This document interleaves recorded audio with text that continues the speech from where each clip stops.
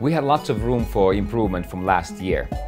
When it came to timing, it was all manually done. Someone jumped, we started the timer, then they went to the finishing line.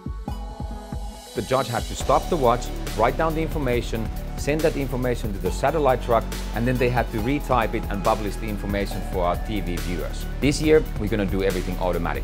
So now it's going to be more like a high alpine skiing type of thing. So you have individual racers, and once they go in a certain turn, you can see like, how fast they came, and like, is Mike Swanson faster than Julian Bowles? So we have all these kind of like real references during each flight, and I think that's going to make it really interesting. Where in other sports the competitors will cross the timing station in one level, our sport has much more separation. With us, all the athletes can be either like 100 meters up or like 100 meters down. So we had to create something new. I sent an email to Lynx Technologies and I talked with their specialist Paul, who turned out he had a passion for wingsuit flying, and he said he's actually been waiting for my call because I think he was able to offer us a solution. He sent one of his partners, Hughes from Canada. Frank, I'm Hugh. Good, nice to meet you. It's my friend, Mr. Du. Time is 0.0, so waiting at the start to actually start racing. Breaks the beam, timer starts running. Depending on the size of the course, then the intermediate point, somebody presses the button. Big 3 is the time at this point. Timer restarts. And the finish, they cross the finish line. Time stops and the same process continues essentially. So. First we were not certain like what's the best location for the finish line. Like we first thought we maybe have to put it a little bit further out. Let's put it in the flat section over there.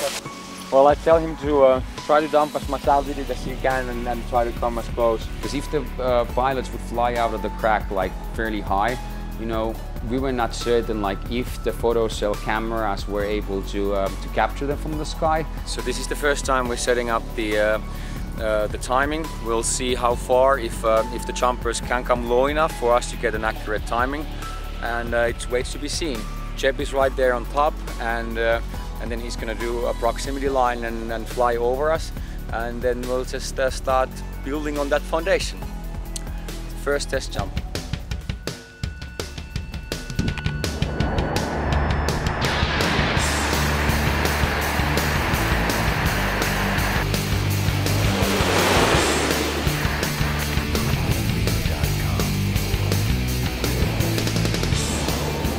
I think actually you are better being up there more, because people are going to be diving for speed, and you have to, in order to get here, you'll have to be not going for speed.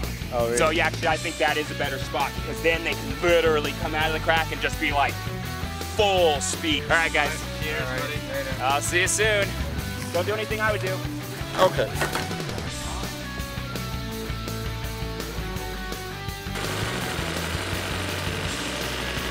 Mark it easily so that we're at the same place every day. This actually works, so they can see it from the ground. We basically set this kind of a finish line. We had 2 little ropes. We also had the camera pointing upwards, and every time a person flew over it, that's when the time finished, and we had a precise time after time after time after again. Crack to the finish line. Did you receive our signal for the timing? Yes. Awesome. Thank you. These guys have done like the Olympics and the big like races, stuff like that. So together with Hughes and us providing the athletes, they were actually able to provide a finish line solution with the split time that worked for us. Here we are, baby steps. I think we're going in the right direction.